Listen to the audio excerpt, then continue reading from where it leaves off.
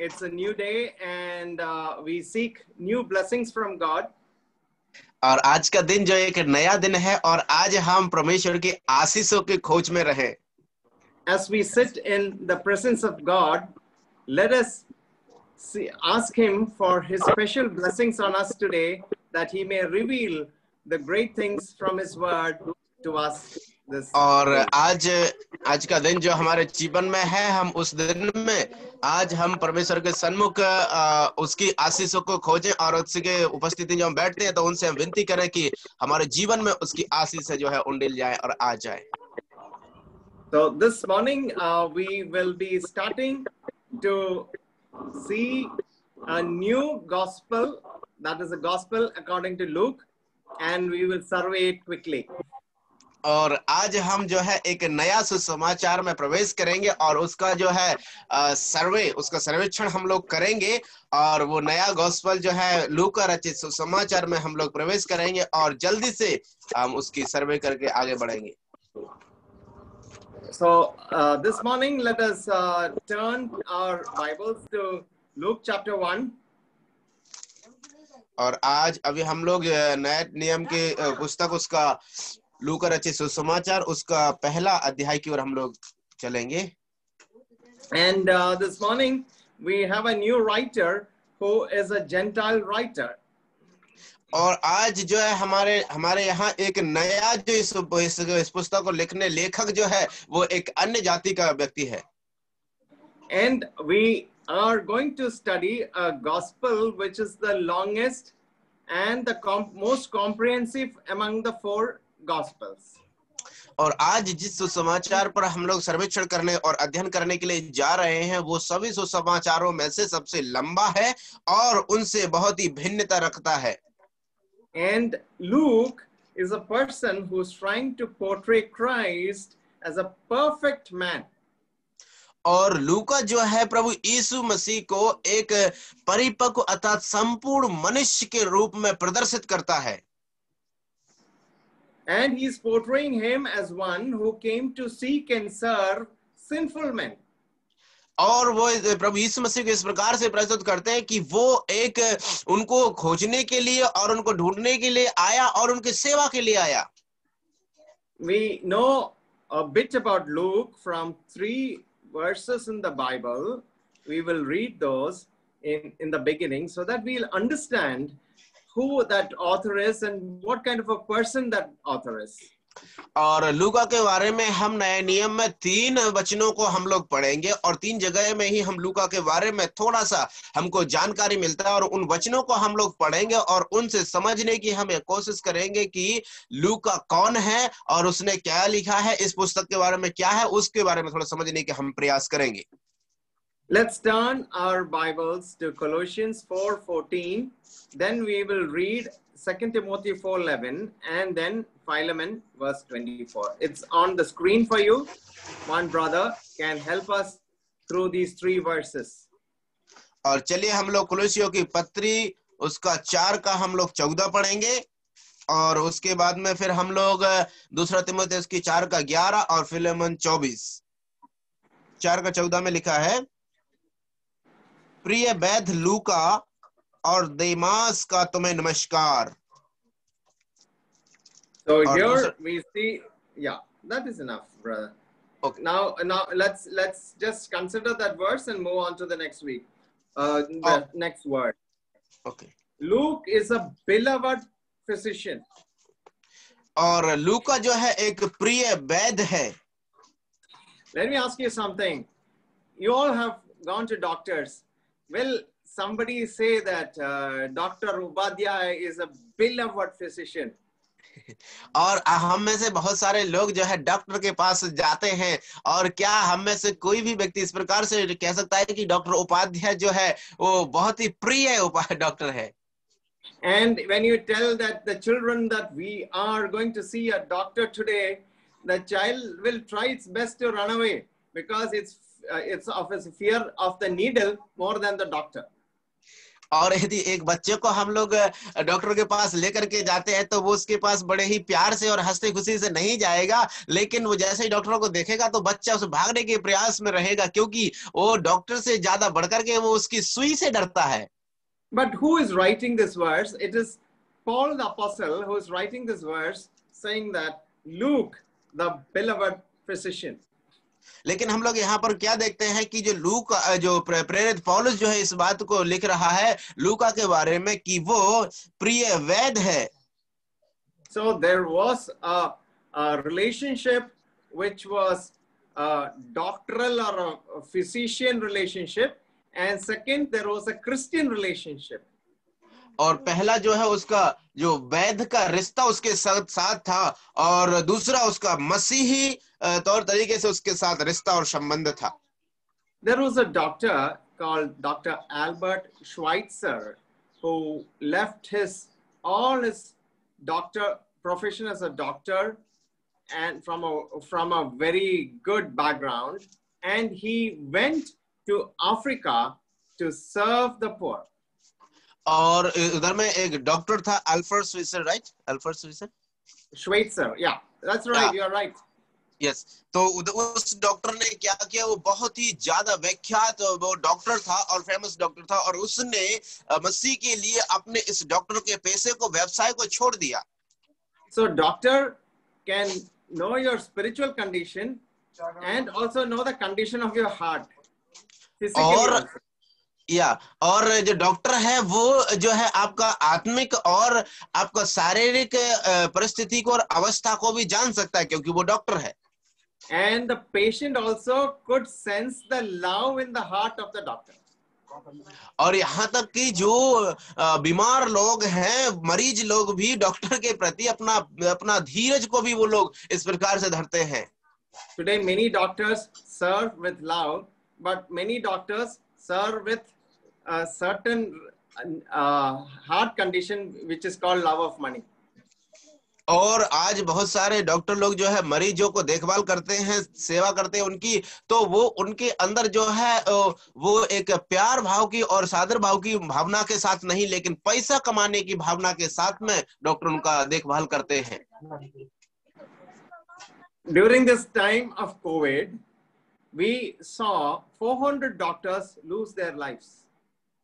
और हम देखते हैं कि इधर में कम से कम एक जगह में कम से कम 400 डॉक्टरों ने अपना जान को गंवाया है।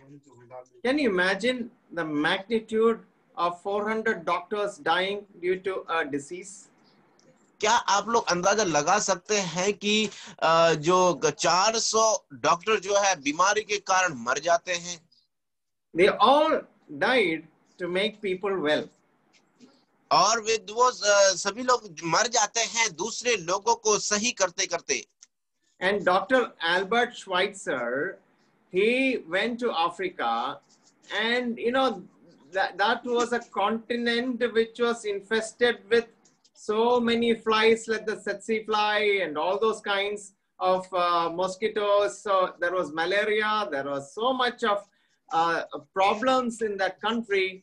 And he went facing that, but the people understood his love because of his work. और उधर में जो डॉक्टर अल्बर्ट स्विजर डॉक्टर थे जो है वो अफ्रीका में जाते हैं, और वहां पर जो है कई प्रकार की मक्खियां, मच्छर और कई प्रकार की बीमारियां थी, यहाँ तक कि उनका सामना करने के लिए भी वहां पर वो डॉक्टर चले जाते हैं उनको देखने के लिए। और वहां के लोगों ने इस डॉक्टर को, डॉक्टर अल्बर्ट स्विजर को बहुत स्नेह किया, प्यार किया और उनको स्वीकार किया, केवल डॉक्टर के वजह से नहीं वरन उनके कार्य के वजह से। So Paul was a recipient of doctoral care from Luke, and also his love as a Christian. और पौलुस जो है वहां पर एक उसको स्वीकार करने वाला और स्नेह करने वाला व्यक्ति था, और केवल ऐसे नहीं कि उसकी सेवा के प्रति, वरन एक वैद्य जो था उसके प्रति वो उसको प्रियता से उसको स्वीकार करते हैं। Let's turn to 2 Timothy chapter 4 and verse 11.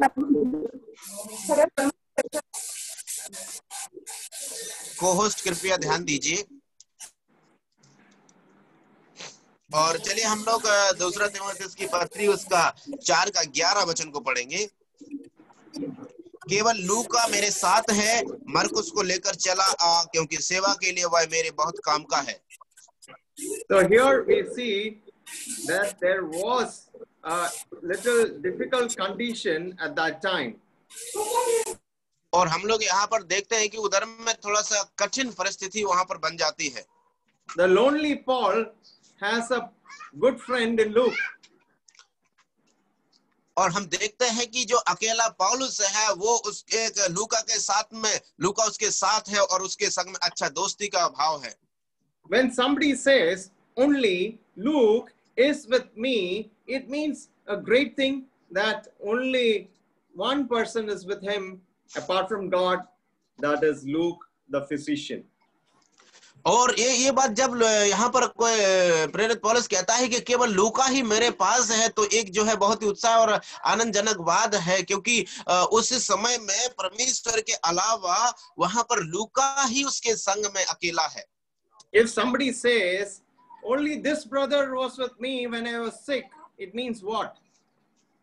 और जब यदि कोई भी व्यक्ति इस प्रकार से बोलता है कि केवल बीमारी के समय में यही व्यक्ति मेरे पास था, तो उसका मतलब क्या है? It means that that person was willing to sacrifice his time and his love and his service to Paul. और इसका तात्पर्य यही है कि वो व्यक्ति अपने समय को और अपने कार्य को उसके लिए खर्च करना जानता है और चाहता है। There was a time in my life where I was afflicted by a disease called dengue, and what happened is that during the whole period of disease, many refused to or did not, they took the safe route of not coming to meet me, but one brother, he came. और हम देखते हैं एक बार sir के जीवन में इस प्रकार से एक बीमारी ने उनको पकड़ लिया था, और उसका नाम था डेंगू। और उस समय में क्या हुआ कि लोग जो है सर के पास मिलने के लिए आना नहीं पसंद करते थे और ना ही आना चाहते थे। उस समय में एक व्यक्ति जो है उनसे प्रेम करता था और वो उनसे मिलने के लिए आता है। And what he brought with him was some fruits. और वो व्यक्ति अपने साथ में कुछ फलों को लेकर के आया। I've never ever tasted better oranges and apples because that was special. और उसके पहले या बाद में वो उस प्रकार के जो सेब और संतरों को कभी भी उन्होंने उसका स्वाद नहीं चखा था, क्योंकि वो इतने अच्छे थे। So here first we saw somebody who was beloved. Here we see somebody who is there with the Apostle Paul in all his loneliness, as a friend, as a philosopher, as a guide.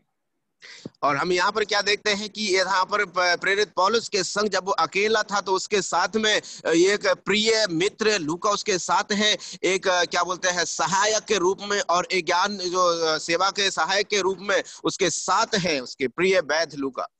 He also mentions Mark, our previous gospel writer. He also says in that verse, take Mark and bring him with thee. Oh, you bring Mark also. और इधर में वो इस मरकुस को भी, जो पिछले सुसमाचार का जो लेखक है, उसको भी वहां पर वो लिखते हैं और बताते हैं, अरे तुम अपने साथ में मार्क को भी लेकर के आना, मरकुस को भी जो हमारे साथ था। Yeah, so there are times where we need other brethren to strengthen us, and Luke knew his duty and did his duty well as a person who was a medicine for loneliness.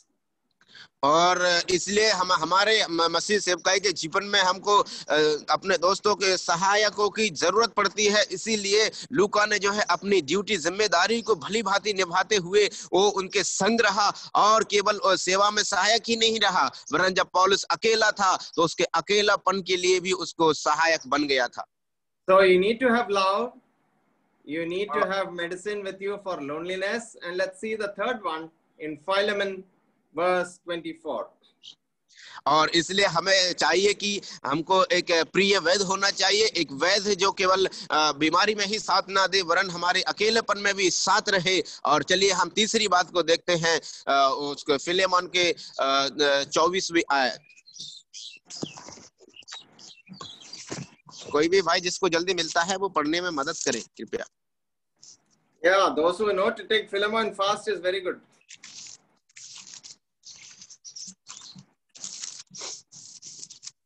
Should I read? और मरकुस और आर्थिक्रुस और देमास और लूका जो मेरे सहकर्मी हैं, इनका तुझे नमस्कार। So here we see a person who is called Lucas, who is a fellow laborer. और अभी हम यहाँ पर देखते हैं लूका, जो उसका सहकर्मी के साथ नाम से यहाँ पर बताया जाता है। So there is this phrase in the Bible which says labor of love. और बाइबल में इस प्रकार का एक फ्रेज अर्थात एक वचन है, वाक्यांश है, जहां पर कहता है कि वो सेवा में सहकर्मी। And in 2 Timothy, we see about, when you read 2 Timothy chapter 2, we read about a soldier, a farmer, and an athlete. और हम जब दूसरे तिमोथेयुस की पत्री पढ़ते हैं तो उधर में एक सैनिक और एक धावक और एक सोल्जर, एथलीट्स एंड Farmer. और एक किसान। So the work of a farmer, if you see 2 Timothy chapter 2, it talks about something which needs a lot of effort. और जब हम एक किसान के बारे में देखते हैं, जब वो दूसरा तिमोथेयुस की पत्री दूसरा अध्याय में, तो उसके कुछ कार्यों के बारे में वहां पर विवरण मिलता है हमको। Can you read verse 6? क्या हम लोग 2:6 पढ़ सकते हैं? दूसरा तिमोथेयुस 2:6। जो गृहस्थ परिश्रम करता है, फल का अंश पहले उसे मिलना चाहिए। Okay, so the word which I wanted to associate with labor is a person who is a farmer. और जो शब्द यहाँ पर एक किसान के साथ में जो मिलाना चाहता हूँ और उसके साथ में जोड़ना चाहता हूँ, वो है जो किसान जो परिश्रम करता है। So we are laborers and co-laborers. और इसलिए हम जो है कार्य करने वाले और सहकर्मी हैं। We can train ourselves to be an athlete. और हम अपने आप को एक धावक के तरीके से हम लोग अपने आप को प्रशिक्षण कर सकते हैं। Nobody is involved. You just run and you get the prize. और आपके साथ में और कोई भी नहीं दौड़े तो कोई बात नहीं, आप अकेला दौड़ो, फिर भी आपको वो उसका प्राइज मिलेगा, तोहफा मिलेगा। If you have to get prize, you have to run against people. और यदि आपको prize, you run alone. और यदि आपको कोई तोहफा मिलना है, पुरस्कार मिलना है, तो आपको लोगों के सामने दौड़ना पड़ेगा। यदि आपको नहीं चाहिए तो आप अकेले ही दौड़ो। And if you are a soldier, you have to take the sword or the gun and face the enemy. और यदि आप एक सैनिक हैं तो आपको अपने साथ में जो है एक बंदूक को अपने साथ में लेना होगा और आपको दुश्मन का सामना करना पड़ेगा। Who is the farmer's enemy? अभी दुश्मन का जो किसान का दुश्मन कौन है? There is no farmer here, I think. इधर में कोई शायद किसान नहीं है, इसलिए Farmer's friend is the earthworm. कीड़ा मकोड़ा। Yes. Correct. So सही, एकदम से सही बोला सर ने। Yeah, so when you labor as a farmer, you have a lot of kida, you have a lot of flies, you have a lot of problems. You have to water the plants, you have to till the soil, and you have to do a lot of things. And I'm telling you from my experience as a farmer for the past 8 months, it is like, it can be so frustrating sometimes. और जो किसान का कार्य क्या है, किसान का दुश्मन कौन है, हम सभी लोग जानते हैं, जो कीड़े मकोड़े हैं, तितलियां हैं, और जो उसमें लगने वाले जो कीड़े मकोड़े फसल के साथ में। तो उस किसान को क्या करना पड़ता है, उसको समय समय पर पानी देना पड़ता है, उनकी देखभाल करना पड़ता है, पेड़ पौधों की, और भूमि को जो है उसको गोड़ना पड़ता है, खुदाई करना पड़ता है, और काफी कठिन परिश्रम उसको करना पड़ता है। और सर अपने 8 महीने का जो अनुभव को शेयर कर रहे हैं कि कभी कभी जो किसान का कार्य है वो एकदम से कष्टदायक हो जाता है और उसको हम उससे ऊब जाते हैं। You sow the seed and then comes the big rain and nothing is left, everything is washed away into the neighbor's plot. और यदि आपने बीजों को बो दिया है और भारी मात्रा में बारिश हुई, और क्या हुआ कि सारे बीज जो है वो वहां से बह करके चले गए पड़ोसी के उसमें प्लॉट में। Then you till the soil and everything is ready, and the next rain comes and all the weeds come up. और उसके बाद में जब आपने जमीन को वहां पर गुड़ाई कर दिया है और अगले दिन बारिश हो गई और उसके बाद में फिर से वही सारे जड़ फिर से पैदा हो जाते हैं। With some great difficulties, some plants come up, it starts flowering, and suddenly the flies come and extract all the juices, and all the ladies' finger which are like this become like this. और उसके बाद में क्या होता है, उसमें से कुछ ही पौधे जो है बढ़ जाते हैं और बढ़ने के बाद में क्या होता है, उनमें फल आना जैसे ही शुरू होते हैं तो उसी समय में क्या होता है कि जो पक्षी है और जो क्या बोलते हैं कीड़े मकोड़े आकर के उसमें हो जाते हैं और जो भिंडी जो है सीधी होती है तो वो ऐसी टेढ़ी होकर के रह जाती है। And in Philemon verse 24 we see that characteristic of Luke, who is a fellow laborer, and he doesn't forget that he is not alone. There are other people who are working with him. और हम लोग इधर में जब फिलोमन में हमने देखा था कि वो केवल अकेला ही ऐसा व्यक्ति नहीं है, वरन वो उसका एक सहकर्मी है जो उसके साथ कार्य को कर रहा था। And he is a team player. और वो एक समूह का सहयोगी है वो। And he is the one who knows to labor with other people. और ये वही व्यक्ति है जो दूसरे लोगों के साथ में वो कार्य करने के लिए, मजदूरी करने के लिए तत्पर रहता, तैयार रहता है। There are some footballers who will never pass the ball to another person because he wants to dribble and do everything himself. और जो है एक फुटबॉल प्लेयर जो है, फुटबॉल का खिलाड़ी जो होता है, वो कभी भी दूसरे व्यक्ति को बॉल कभी पास नहीं करेगा, कभी नहीं देगा, क्योंकि वो अकेले ही उस बॉल का जो गोल करना चाहता है, अकेले ही वो दूसरे लोगों को परेशान करना चाहता है। The first thing which I learned as a footballer when I was in school was learn to pass. और सबसे पहली बात जब सर स्कूल में थे तो सर ने जब उस समय में सीखा था फुटबॉल खेलते समय कि एक ही बात सीखा था कि बॉल को जो है दूसरे लोगों पर पास करना चाहिए। Sometimes we feel that we only can do the labor of the Lord, but we forget that there are other people near us with which we can collaborate and work together for the greater glory of God. कई बार हमारे जीवन में भी ऐसा ही विचारधारा और ऐसे कार्य आ जाते हैं मेरे प्रियो, हम ऐसा सोचने लगते हैं अरे केवल मैं ही वो सेवा को कर सकता हूं, मैं ही उस कार्य को कर सकता हूं, लेकिन हम लोग भूल जाते हैं कि इधर में मेरे पास में, मेरे आसपास में कुछ ऐसे लोग भी हैं जो भी मेरे साथ में मिल करके हम प्रभु की सेवा के लिए एक बहुत बड़ा कार्य को कर सकते हैं, जागृति ला सकते हैं। In verse 24 we see Paul is proclaiming his team to whole world. और हम लोग इधर में देखते हैं वचन 4 में कि जो है पौलुस जो है अपने पूरे संसार को, अपनी जो ग्रुप है, समूह है, उसके साथ में वो सेवा को करते हैं। So here we see in verse 23 there's a name called Epaphras, my fellow prisoner, and then when it comes to fellow laborers there is Mark, there is Aristarchus, and there is Demas and Lucas. और इधर में हम देखते हैं कि वचन क्या बोलते हैं, वचन 23 और 24 में हम लोग देखते हैं इपाफ्रास जो मसीह यीशु में मेरे साथ कैदी है, और उसके बाद आता है मरकुस, उसके बाद आता है अरिस्तार्खुस और देमास और लूका जो मेरे सहकर्मी हैं। So they knew to work with each other and bring people to the Lord. और वो जानते थे अपने एक साथ में कार्य करने के लिए और दूसरे लोगों को प्रभु के पास लाने के लिए वो भली भांति जानते थे।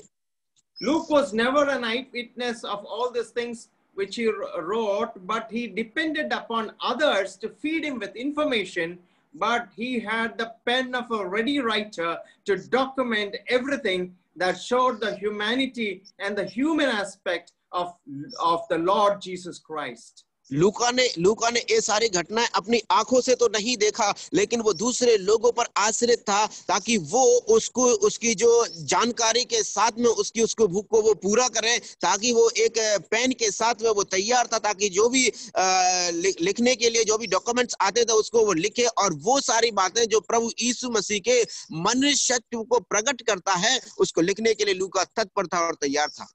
So we have a little better, clearer picture of Luke now, that he had love. Second, he was a person who was there for the loneliness of Paul. And third, he was a fellow laborer. और अभी हमारे पास में एक छोटा सा एक सूक्ष्म जानकारी हमको मिल गई लूका के बारे में कि लूका जो है एक वैद्य था, प्रिय वैद्य था। और दूसरा हम देखा था कि वो पौलुस के साथ अकेलापन में उसका साथी था। और तीसरी बात हमने देखा है कि वो सेवा में सहकर्मी था। So next time you read about Luke, let us try to imbibe some of those qualities of this Gentile writer who could give love. Second was a panacea or a medicine for loneliness. And third was he was ready to get his hands dirty and labor and face all the difficulties as a farmer, as a co-laborer with a team, which was mentioned in Philemon 23 and 24. Long sentence, sorry.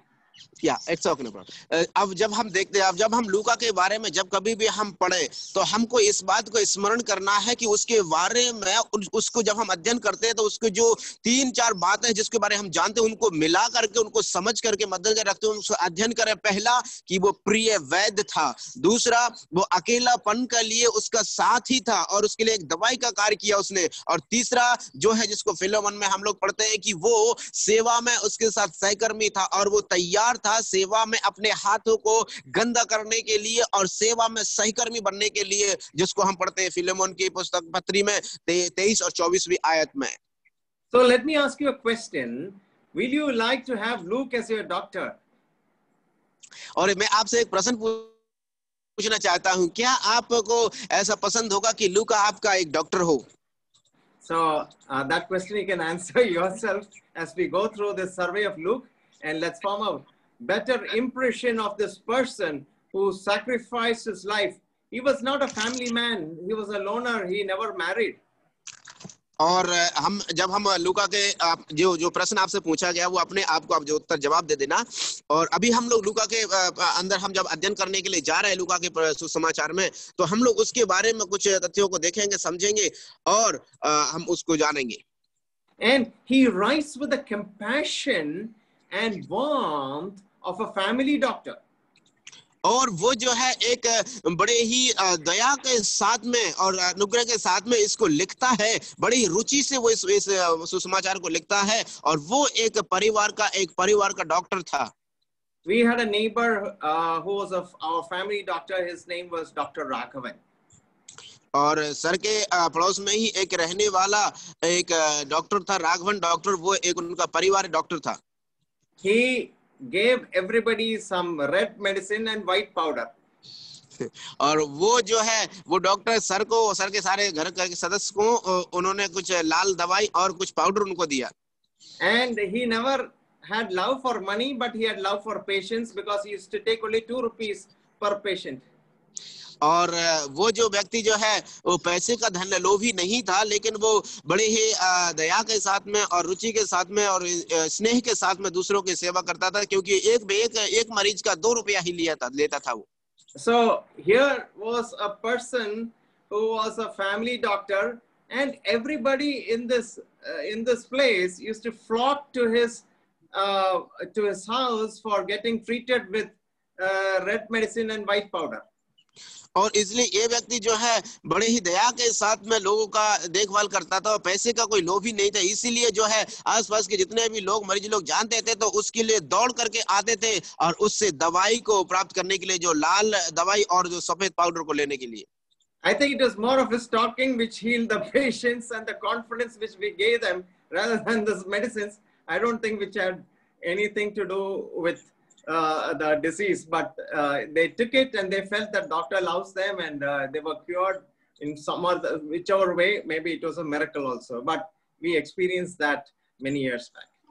और इस बात को sir ने बहुत साल पहले इस बात का अनुभव किया था कि दवाई से ज्यादा लोग उसकी बातों को सुन करके वो लोग ऐसा महसूस करते थे कि ये डॉक्टर जो है बड़े ही प्यार के साथ में, दया के साथ में उनको देखभाल करता है, उनको इलाज करता है, और बहुत सारे लोग किसी न किसी तरीके से लोग उससे द्वारा चंगाई को पाते थे, और हो सकता है एक चमत्कार भी हो। इस बात को सर ने बहुत समय पहले, बहुत साल पहले अनुभव किया। So Matthew saw and portrayed Jesus as a king. और मत्ती ने जो है प्रभु यीशु मसीह को देखा और उसने प्रस्तुत किया यीशु एक राजा के तरीके से, राजा के समान। And Mark portrayed him as a servant. और मरकुस ने जो है यीशु मसीह को प्रस्तुत किया एक सेवक, एक दास के समान रूप में। And here is a doctor who understands the full physique of a person, and he is portraying Jesus Christ as the Son of Man. और यहाँ पर है एक वैद्य जो शरीर की रचनाओं को जानता है, शरीर की बीमारी और उनका केयर करने वाला, उनको निजात देने वाला व्यक्ति अभी यीशु मसीह को देखता है और यीशु मसीह को एक परमेश्वर के पुत्र के रूप में प्रस्तुत करते हैं। So I meant Son of Man, not Son of God, Son of Man. Yes. वो मनुष्य के पुत्र के रूप में प्रस्तुत करते हैं। So if you have to paint a picture of a man, only a person so much qualified like Luke could do it better than Matthew and Mark. और यदि आप किसी व्यक्ति का जो है चित्रण को हमको करना है तो उससे ज्यादा बढ़कर के यदि मनुष्य के पुत्र का चित्रण करना है तो लूका से बढ़कर के मरकुस और मत्ती ने भी नहीं जान पाया। So I'm confident and I'm very happy that Luke portrayed Jesus as the Son of Man. इसलिए मैं बहुत ही आनंदित और प्रसन्न हूं और संतुष्ट हूं कि लूका ने प्रभु यीशु मसीह को एक मनुष्य के पुत्र के रूप में उसका प्रस्तुत किया। So when we see his gospel, when he's writing, he moves very chronologically. और जब लूका जो है यहाँ पर जब उनके बारे में लिख रहे थे तो जो उनकी क्रोनोलॉजी अर्थात जो भूमिका होती है और वंशावली के साथ में वो स्टार्ट करते हैं। And then he covers his birth, his early life, and then goes to the ministry. और वो उसके जन्म को और उनके जीवन को वो उधर में लिखते हुए आगे बढ़ते हैं और उसके बाद यीशु मसीह के सेवा में वो प्रवेश करते हैं। And then there are two things which happen. He portrays the growing belief and the growing opposition from both sides. और इधर में लूका जो है दो बातों को यहाँ पर बताते हैं। पहला उसका सेवा में जो जब सेवा कार्य को बढ़ा रहे थे और दूसरा जो है उसके विरोध को जो कितना विरोध बढ़ रहा था, वो दोनों बातों को इधर में मेंशन करते हैं। Let's read the first 4 verses which gives a very clear idea of the preface of this gospel. चलिए हम लोग लूका का सुसमाचार 1 से लेकर के 4 तक वचनों को हम लोग पढ़ेंगे, जहां पर उसका बहुत ही साफ तरीके से उसके बारे में हमको विवरण मिल जाता है। लूका 1 अध्याय 1 से लेकर 4 तक। पौलुस की ओर से जो मसीह यीशु का कैदी है और भाई तीमुथियुस की ओर से हमारे प्रिय सहकर्मी फिलेमोन। नहीं, आप कौन सा पढ़ रहे हैं? नहीं, लूका 1 अध्याय 1 से लेकर 4 तक। सॉरी। बहुतों ने उन बातों का जो हमारे बीच में बीती हैं इतिहास लिखने में हाथ लगाया है, जैसा कि उन्होंने जो पहले ही से इन बातों के देखने वाले और वचन के सेवक थे हम तक पहुंचाया। इसीलिए हे श्रीमान थियोफिलुस, मुझे भी यह उचित मालूम हुआ कि उन सब बातों का संपूर्ण हाल आरंभ से ठीक ठीक जांच करके उन्हें तेरे लिए क्रमानुसार लिखूं, ताकि तू यह जान ले कि वे बातें जिनकी तूने शिक्षा पाई है कैसी अटल हैं।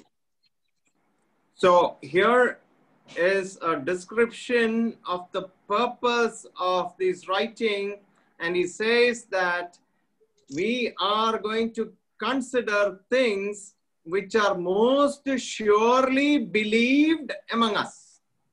और इधर में हम लोग देखते हैं जो लूका जो है उन बातों को यहाँ पर बताते हैं जो बहुत ही दृढ़ विश्वास और अटल हैं, जिन बातों पर उन्होंने विश्वास किया है, और इस पत्री को लिखने का जो उद्देश्य और कारण को भी हम लोग उधर में देख सकते हैं। So when we look at this portion, we see there is a transmitter and there is a recipient. और जब हम इस पुस्तक को देखते हैं तो इधर में एक ट्रांसमीटर भी है और एक रिसिपिएंट जिसको स्वीकार करता है वो भी है। So the transmitter is Luke, the physician or the doctor. और जो भेजने वाला है वो है लूका, एक वैद्य लूका है। And then we see there is a person whose name is mentioned in verse 4, which is Theophilus, verse 3. वर्ष 3 यस और उधर में हम दूसरे व्यक्ति को देखते हैं जो उसको लेता है, उसको स्वीकार करता है, और वो है वचन 3 में जिसका नाम लिखा है श्रीमान थियोपुलुस. So let us consider that word Theophilus. और चलिए हम लोग जो वचन नाम जो यहाँ पर लिखा है थियोफिलुस उसको अध्ययन करेंगे, देखेंगे. So Theo means what? God. God. थियो जो है एक जो दो यूनानी शब्दों से मिलकर के बना है, और थियो का मतलब होता है गॉड, परमेश्वर. And when you say theology, you know you are all students of theology. और जब हम थियोलॉजी कहते हैं तो आप सभी लोग जो है थियोलॉजी के विद्यार्थी हैं, जानते हैं. And who is a Theophilus? और थियोफिलुस फिर कौन है?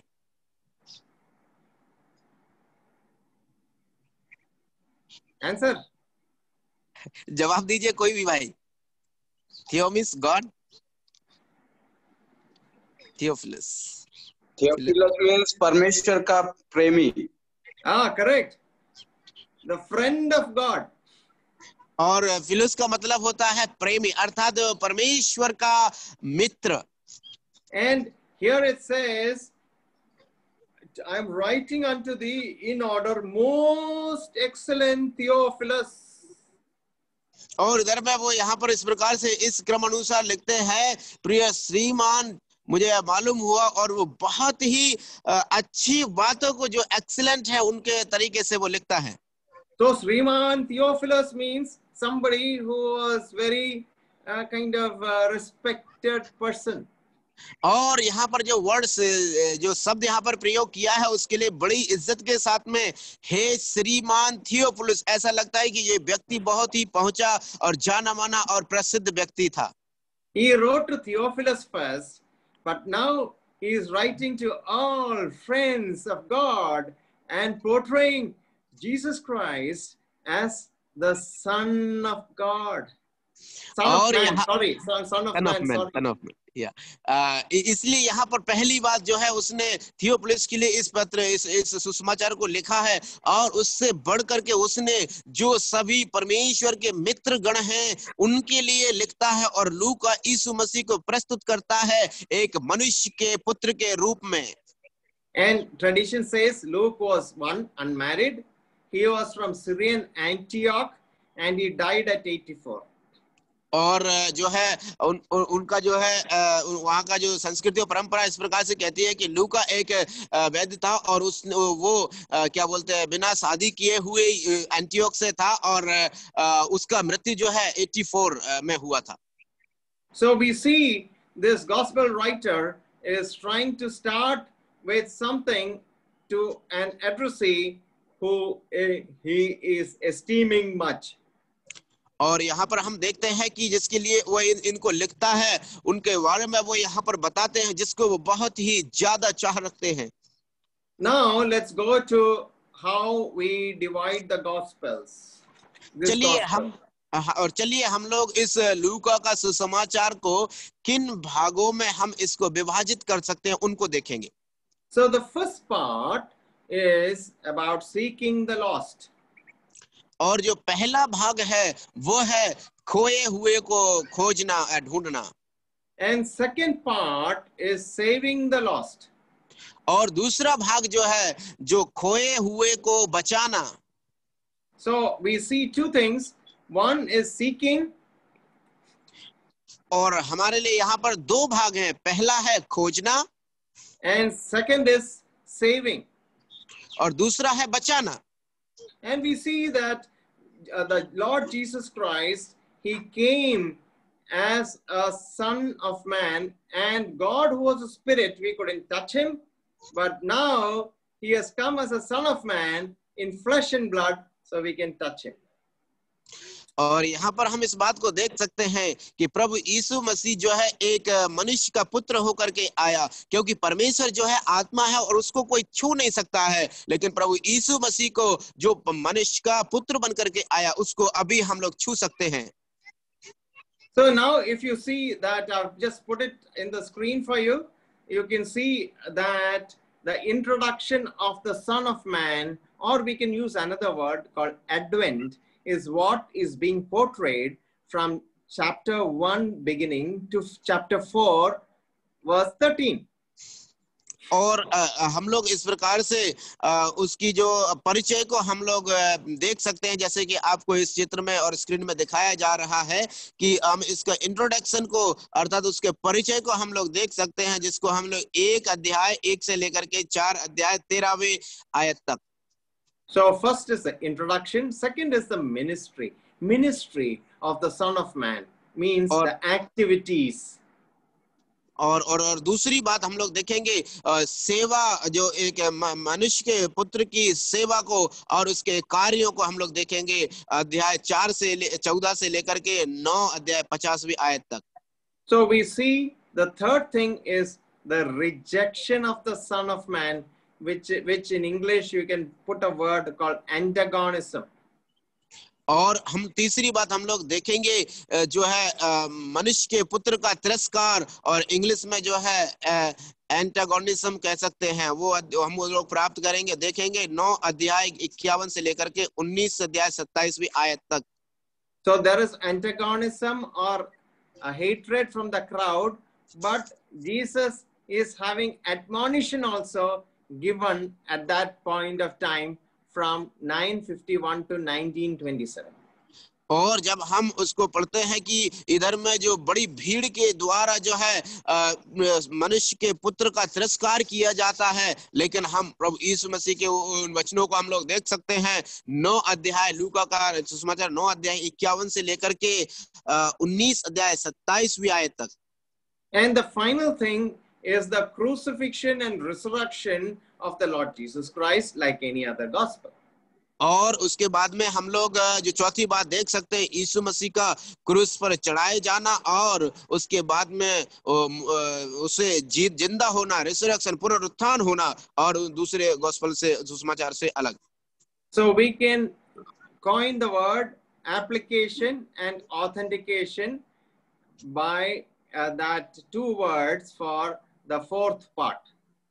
और इसलिए हम जो दूसरा जो चौथे भाग के लिए 2 शब्दों से हम लोग उसका परिभाषित कर सकते हैं. पहला एप्लीकेशन अर्थात अपने लिए प्रयोग करने वाली बातें, और दूसरी बात है जो सही और ऑथेंटिकेशन है, उसके लिए हम तो देख सकते हैं. So we can remember it as introduction, ministry, rejection and crucifixion and resurrection. और उसके बाद में हम लोग इस बात को इस तौर तरीके से हम लोग याद कर सकते हैं, उसका परिचय, उसकी सेवा, उसका तिरस्कार, उसका क्रूस पर चढ़ाया जाना. And we see that the topic was seeking the lost. और हम जो जैसे कि हमने शीर्षक इस भाग का देखा था, वो है सीकिंग, खोजना, जो खोए हुए को ढूंढना या खोजना.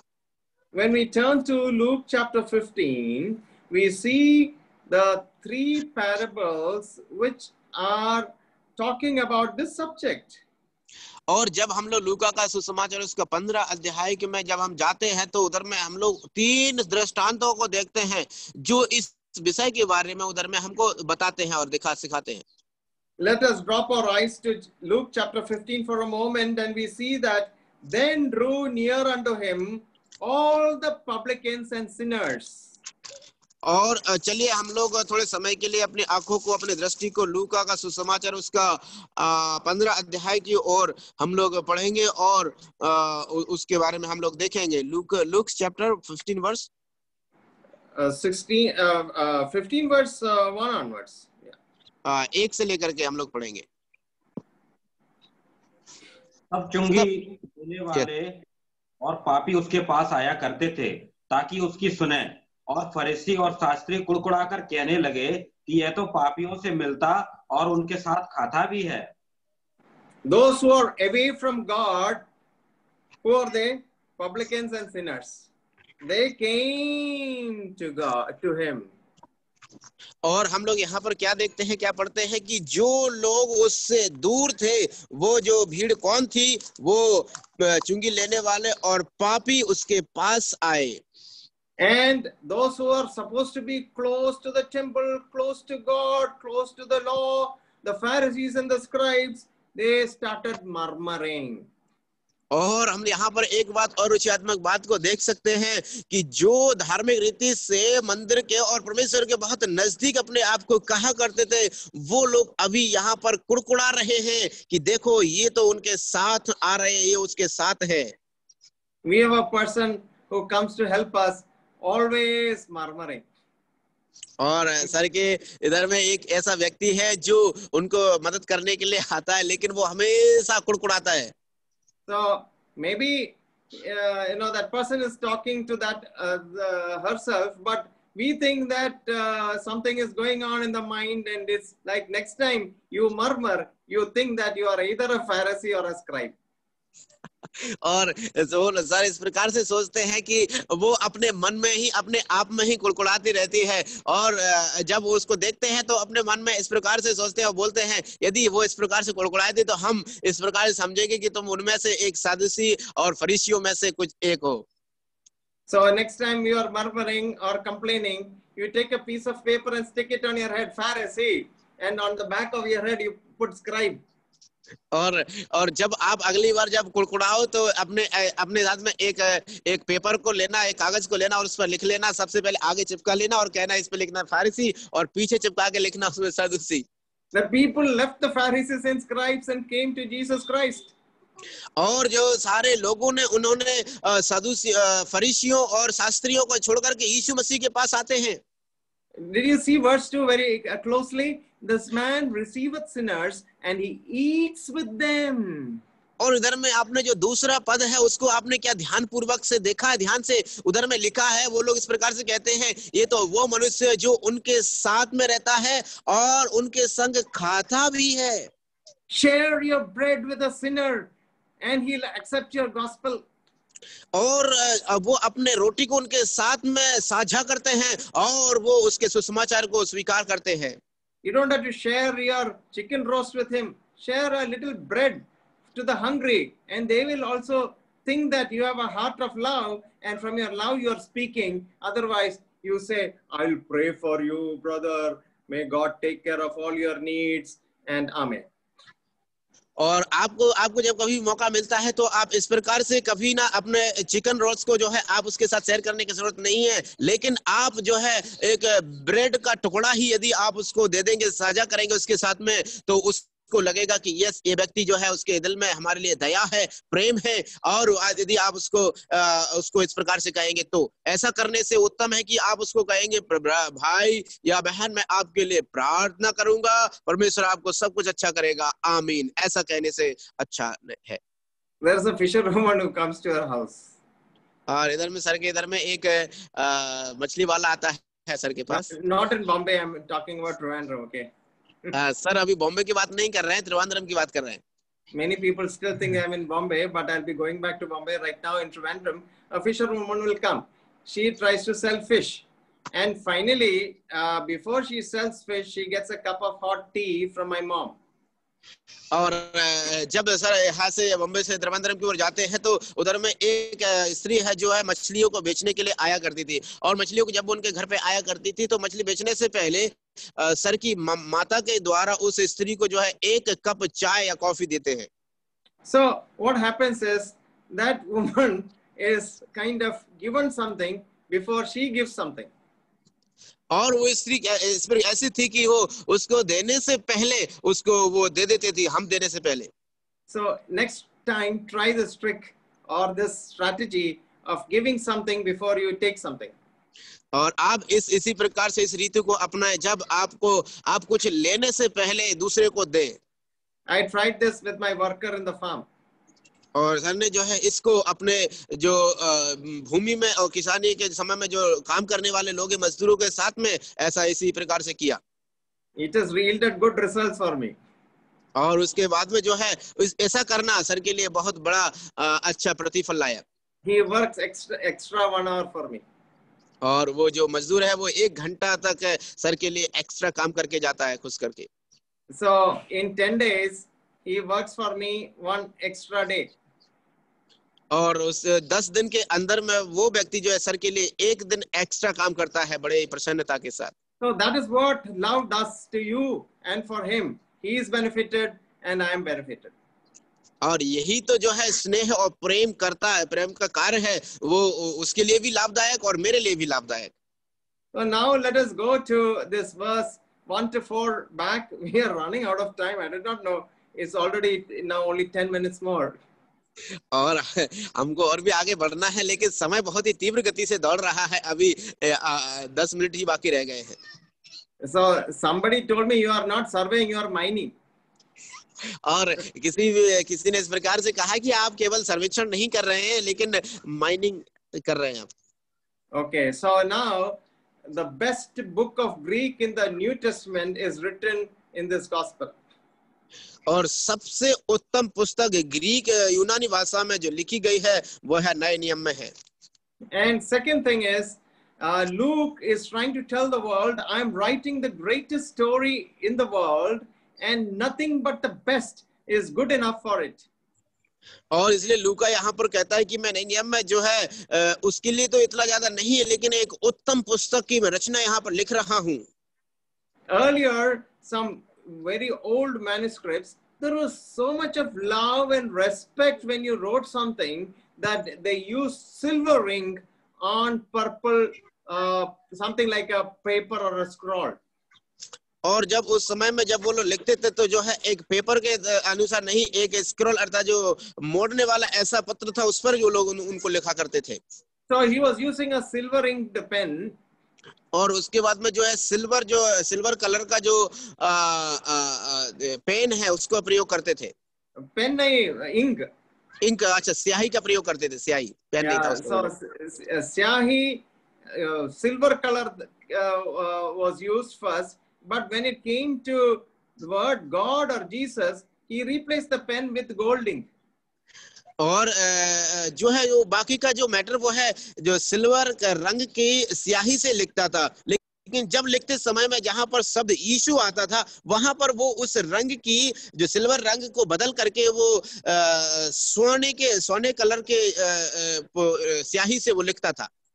I know of some believers who search their money notes which they have in their hands, and on Saturday night takes the best notes and offers in the offertory. और उसके बाद में सर बहुत सारे ऐसे लोगों को जानते हैं जो कि शनिवार के दिन जो है वो अपने उन नोट्स जो उन्होंने बनाते हैं उनको वो खोजते हैं और खोजने के बाद में उनमें से शनिवार को उनको जो सबसे उत्तम है उसी को खोज करके वो फिर उसका प्रयोग करते हैं और यीशु को चढ़ाते हैं। So one thing, when we give with our right hand. और जो कुछ भी हम देते हैं वो अपने सीधे हाथ से हम लोग देते हैं। I have seen some people giving money with the left hand. I wonder why. Some mistake, some screw loose.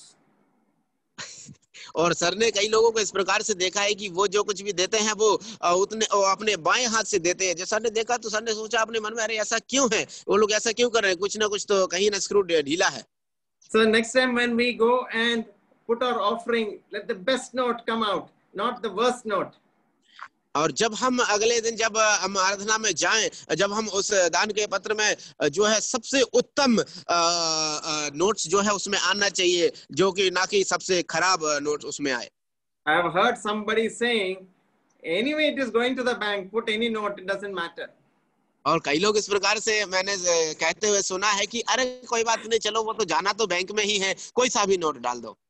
So the historian, the scribe, and the workman here in Luke is filled with the idea that only the best is good enough for Jesus Christ.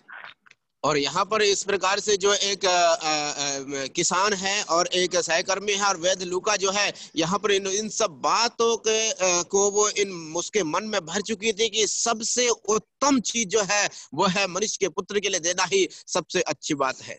So they always gave their utmost for the highest.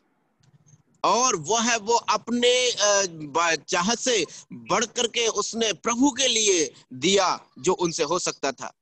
Luke was not satisfied with writing something or anybody else's story of Christ. He must have his own. So he was filled with a great desire to go and listen to people, take inputs, put it all together as a thesis and as a treatise, which he is writing to Theophilus.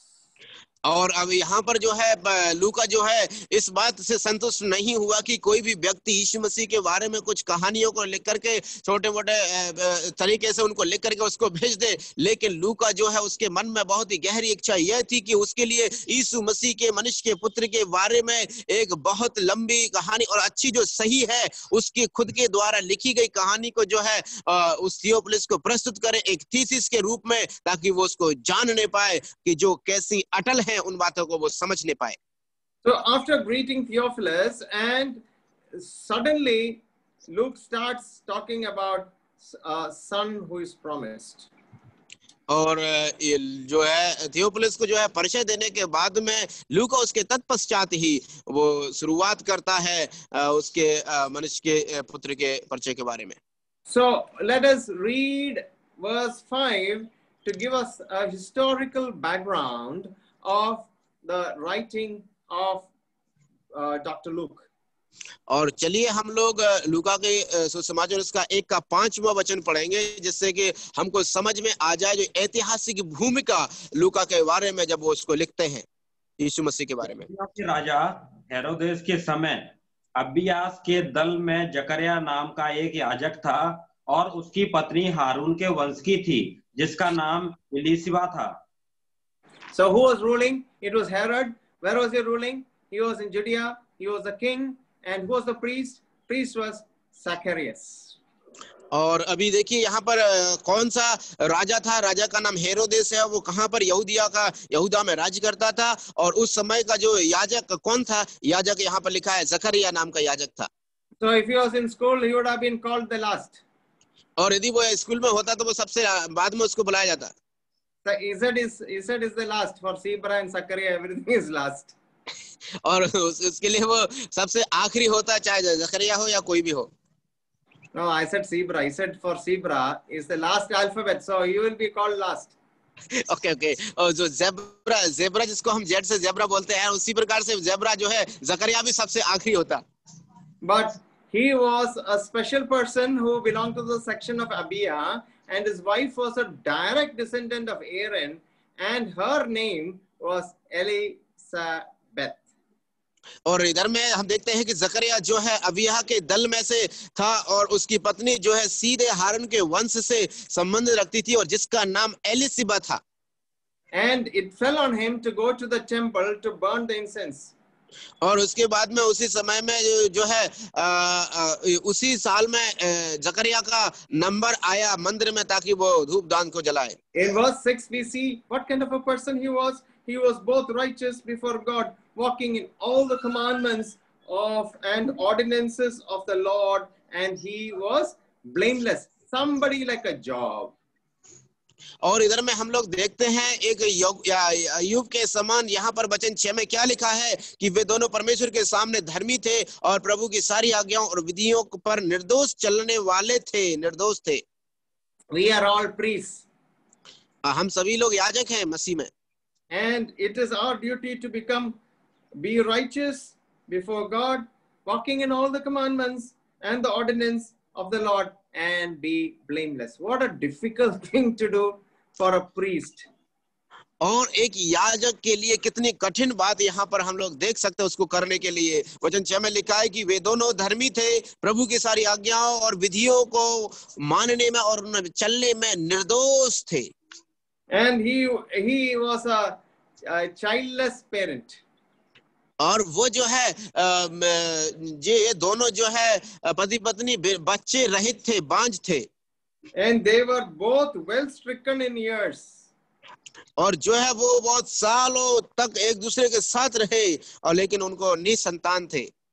And according to the priest's custom, he was to burn incense when he went into the temple of the Lord. और जो है यहूदियों के रीति के अनुसार जब वह दल की उसकी पारी आई तो वह परमेश्वर के सामने याजक का काम करने और धूप दान को जलाने के लिए उधर में गया. So here was a special day in the day of this priest.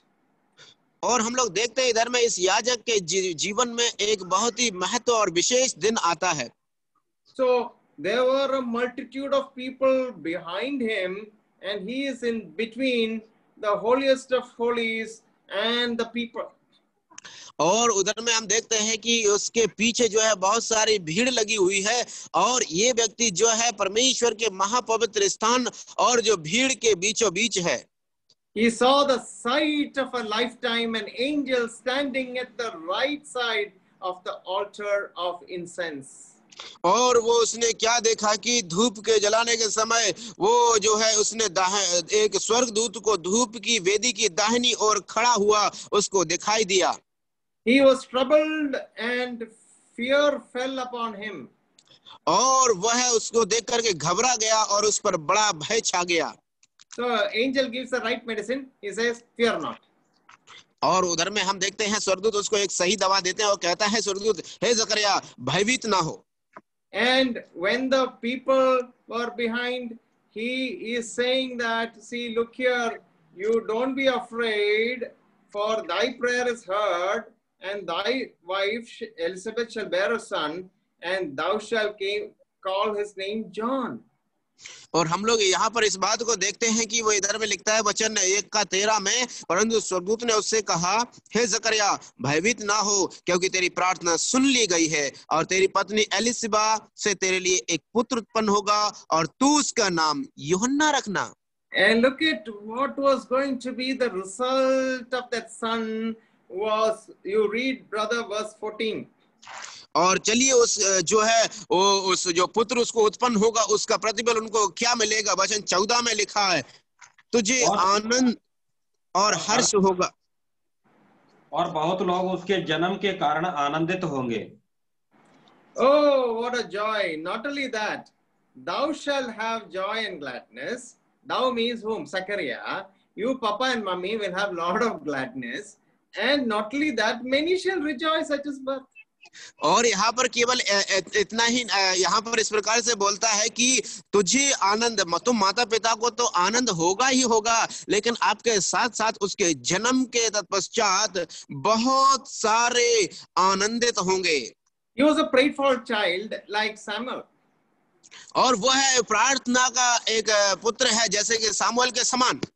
And in verse 15 says that he shall be great in the sight of the Lord, and he shall neither drink wine nor strong drink, and he shall be filled with the Holy Spirit even from his mother's womb, and many of the children of Israel shall he turn to the Lord their God.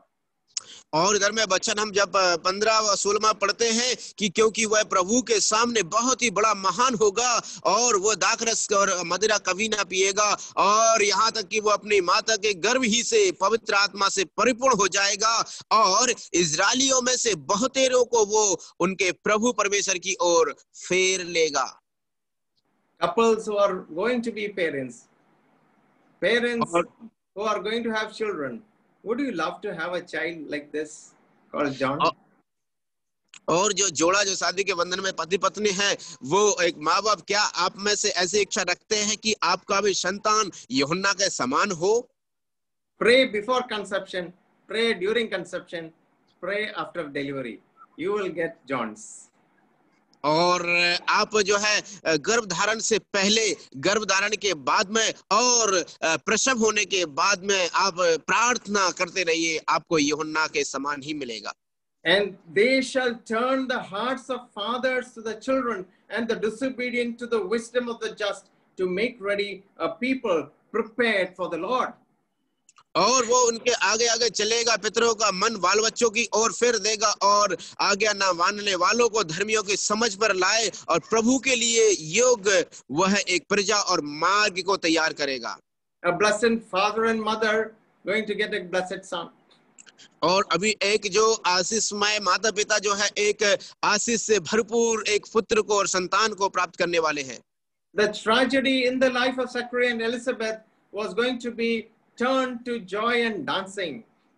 और जो एलिसबा के जीवन का जो कठिन और दुखित कहानी अभी एक आनंद में परिवर्तित होने वाली है. So the Jewish rabbis used to say that those people who are not close to God, they'll say a Jew who has no wife and or a Jew who has a wife but has no child. और जो यहूदियों लोगों के रीति के अनुसार वो लोग यहूदी लोग इस प्रकार से कहते हैं, जो मनुष्य के मंदिर के नजदीक हुआ करते थे, उनमें से एक जो वो व्यक्ति जिसका पत्नी नहीं होती है, या फिर वो पति पत्नी जिनके पास संतान नहीं होती है. And then what happens is some message which comes, and the voice which Zechariah hears is in God's house. और फिर क्या होता है, उसके बाद में एक आवाज आती है जिसको जकरिया परमेश्वर के मंदिर में सुनता है. Verse 19, Mr. We can't say Mr. or Mrs. It's an angel of the Lord. So it is Gabriel who's standing there, and he's saying, I am Gabriel that stand in the presence of the Lord and sent to speak to thee, to show thee these glad things. Behold, what is that we see that this is something which is going to happen to you. Verse 23, as soon as the date of his ministration is over, he departed to his house, and after those days, his wife Elizabeth conceived and hid herself 5 months, saying, the Lord has dealt with me. He has looked on me and taken away from my reproach. और हम लोग इधर में देखते हैं वचन 19 से, जब हम लोग 19 में पढ़ते हैं कि स्वर्गदूत ने उसको उत्तर दिया, मैं जिब्राइल हूं जो परमेश्वर के सामने खड़ा रहता हूं, और मैं तुझे बातें करने के लिए, तुझसे ऐसे समाचार सुनाने के लिए आया गया हूं. और जब हम वचन 23 में पढ़ते हैं, जब उसकी सेवा के दिन पूरे हुए तो वह अपने घर को चला गया, और उन दिनों के बाद पत्नी एलिसबा गर्भ से हुई और 5 महीने तक अपने आप को यह कह के छिपाए रखा. And let us read verse 57 to 60 and let us close. और चलिए हम लोग 57 से लेकर के 60 तक हम लोग पढ़ेंगे और इसका अंत करेंगे. तब एलिशिबा के प्रसव का समय पूरा हुआ और उसने पुत्र को जन्म दिया. उसके पड़ोसियों और कुटुंबियों ने यह सुनकर कि प्रभु ने उस पर बड़ी दया की है, उसके साथ आनंद मनाया. और ऐसा हुआ कि 8वें दिन वे बालक का खतना करने आए और उसका नाम उसके पिता के नाम जकरिया पर रखने लगे. इस पर उसकी माता ने उत्तर दिया, नहीं, वरन उसका नाम यूहन्ना रखा जाए. And last verse, let's read verse 63 and 64. और 63 और 64 भी हम लोग पढ़ेंगे. उसने लिखने की पट्टी मांगकर लिख दिया, उसका नाम यूहन्ना है, और सबों को आश्चर्य हुआ. तब उसका मुंह और जीभ तुरंत खुल गई और वह बोलने और परमेश्वर का धन्यवाद करने लगा. And verse 66. और सब सुनने वालों ने अपने अपने मन में विचार करके कहा, यह बालक कैसा होगा, क्योंकि प्रभु का हाथ उसके साथ था. Oh, so what a blessing for Zachariah and Elizabeth. और कितना बड़ी दया और आशीष को जकरिया और एलिसबा को मिले हैं. There were so many priests. They say that there were 24,000 priests, and out of that a selected Zachariah and a selected Elizabeth with a blessing of a child who would be the forerunner of Christ. और अब क्या कितना बड़ी महान बात हम लोग यहाँ पर देख सकते हैं कि उस समय में जो है 24,000 जो है याजक लोग रीति पर वहां पर आते थे, लेकिन उनमें से चुना हुआ जकरिया और एलिसबा को ही कितनी बड़ी आशीष उनको मिलती है कि उनकी संतान यीशु मसीह के आने से पहले वो पुकारने वाला बनकर के आया. So there was a joy in the house. और उसके बाद उनके घर में आनंद ही आनंद फैल गया. There was worship in the house, saying Jehovah is my God. और उसके बाद उनके घर में जो है यहोवा की स्तुति करने लगे और कहने लगे कि यहोवा ही मेरा ईश्वर है, यहोवा परमेश्वर है मेरा. And the neighbors were surprised. और पड़ोसी लोग जो है चौकित हो गए, अचंभित हुए. And Zachariah became John Zachariah. और जो जकरिया जो है यूहन्ना जकरिया बन गया. And John is a shorter form of Jehonan, which means Jehovah's gift or God is gracious. Yes. और जो यूहन्ना जो है जेहोनान का एक शॉर्ट फॉर्म है और संक्षिप्त वर्ड है, और उसका मतलब जो है यहोवा दयालु है, उसकी दया है और अनुग्रह है. Zachariah had a great vision for his son and he became a father's joy. और जकरिया के पास में उसके पुत्र के लिए एक बड़ा दर्शन था और उसके बाद में वो पुत्र उसके लिए आनंद का विषय बन गया. And that is how God prepares situations for people who trust in the Lord. And that is how Luke begins his first chapter. What a beautiful chapter. Read it once more, brothers and sisters. because I cannot survey, otherwise I have to mind. Thank you so much for the wonderful way you are listening, and God bless you all. God bless the ministry. Thank you for the wonderful translation, brother. And God bless you all. Have